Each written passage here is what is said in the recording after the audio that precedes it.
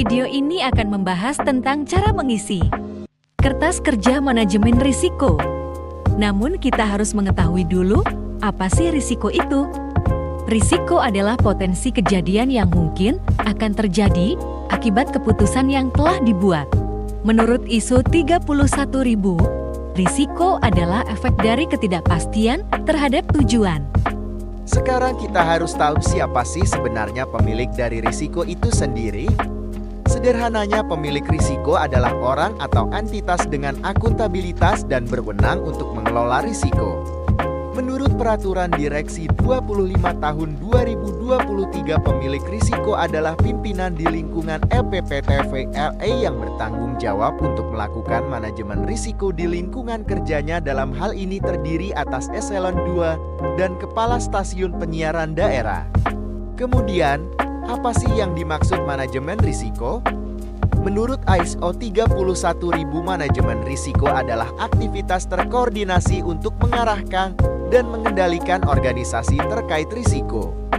Atau bisa dikatakan manajemen risiko itu adalah cara mengantisipasi hal-hal yang bisa menghambat tujuan dengan cara mengenali kemungkinan risiko, menilai dampaknya, lalu mencari langkah untuk mengurangi atau mengendalikannya.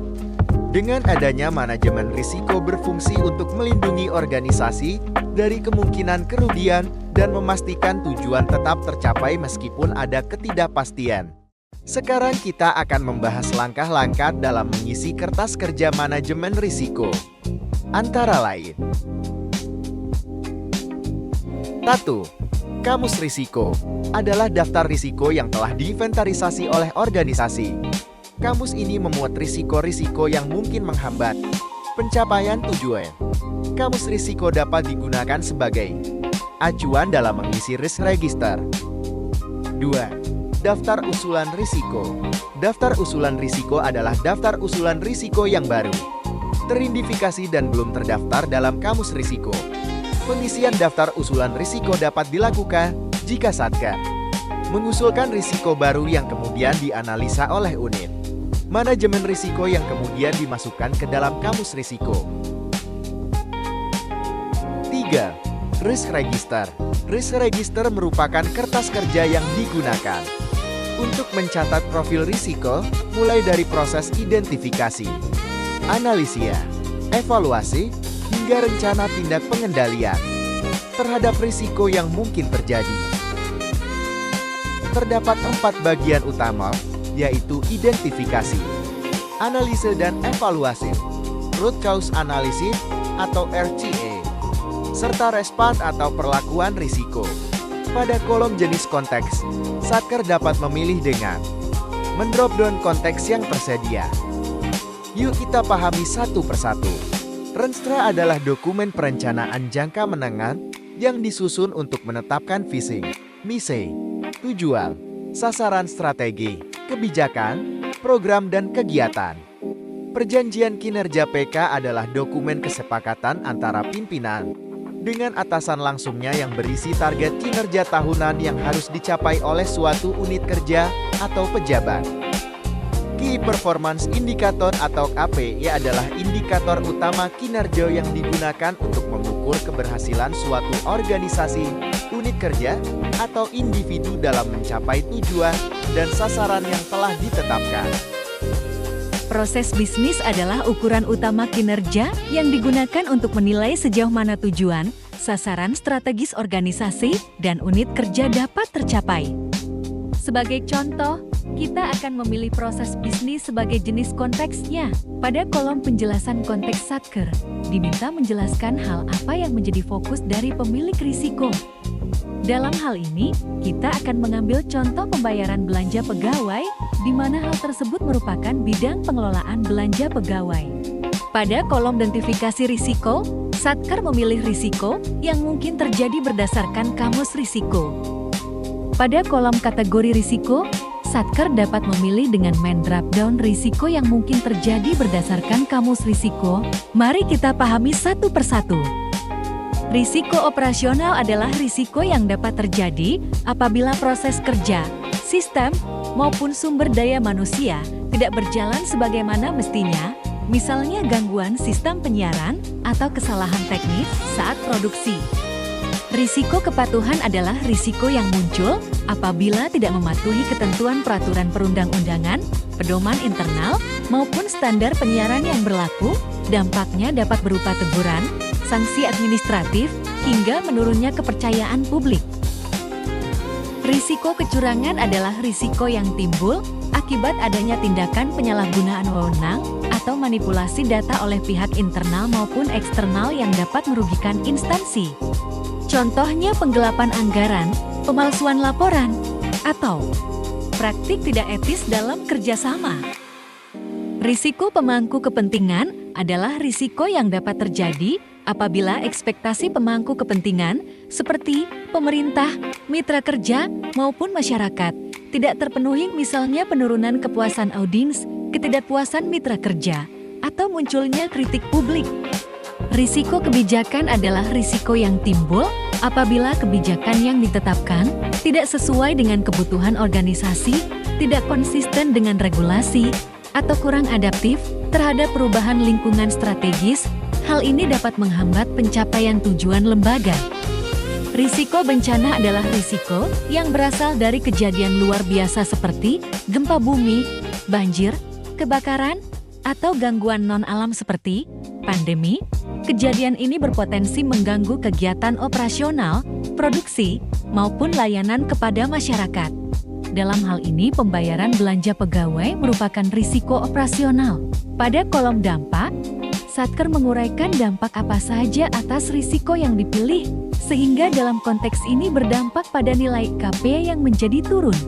Pada kolom risiko inheran, Satker menentukan besarnya kemungkinan terjadinya risiko dan dapat mendrop down dari skala 1 sampai 5. Dalam mengukur level kemungkinan, dapat dilihat dari tabel berikut.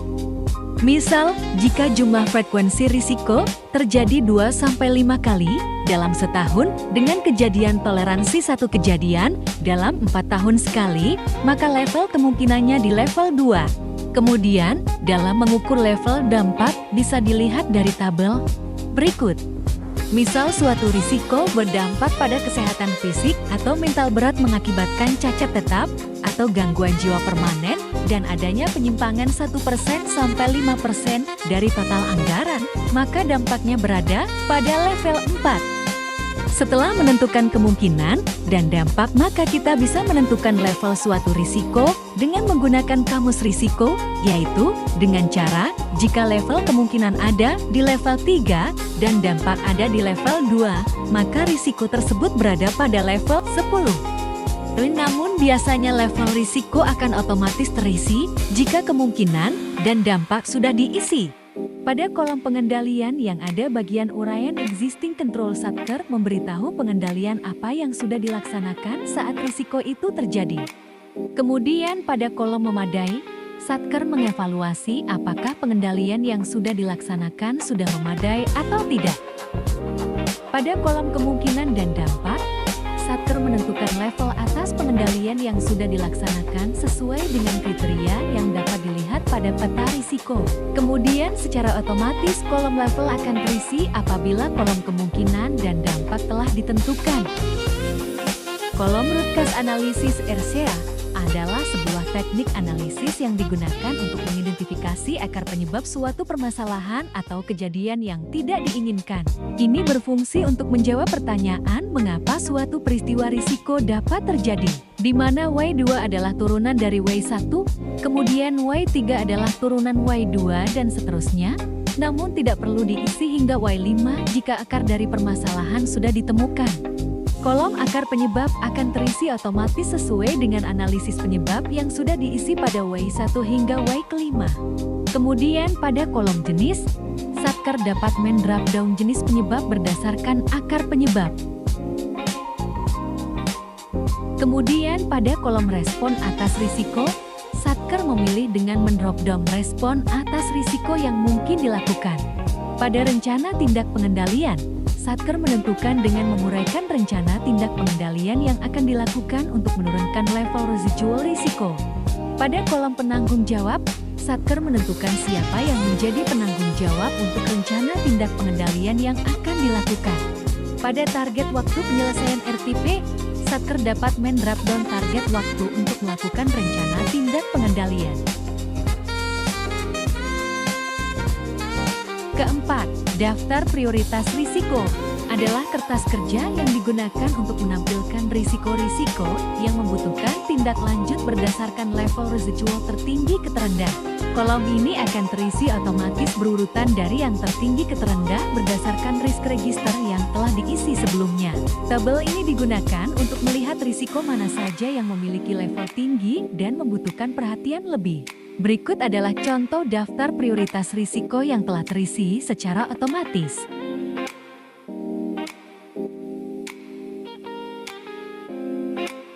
Kelima, monitoring RTP.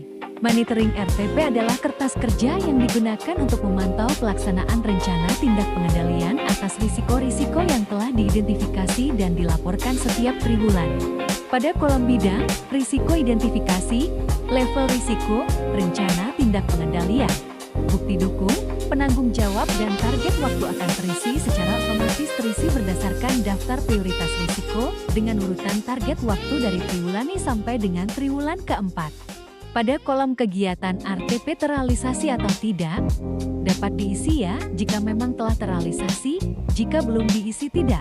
Jika kegiatan RTP sudah terrealisasi, maka dapat mengisi kolom realisasi waktu kemudian menguraikan hambatan yang dihadapi dalam melaksanakan RTP pada kolom hambatan.